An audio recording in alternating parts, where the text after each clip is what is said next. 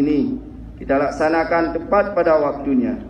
Meski hanya secara sederhana, namun upacara hari ini memiliki makna yang mendalam, yakni bertambahnya usia Kota Janto.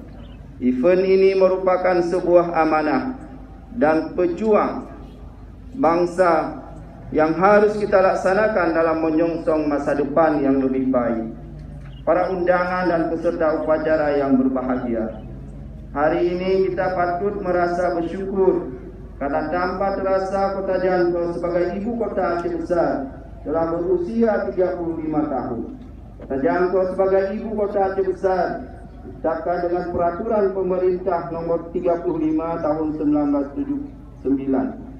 Kita patut bersyukur dan berbahagia atas perjuangan para pendahulu penyelenggara pemerintahan.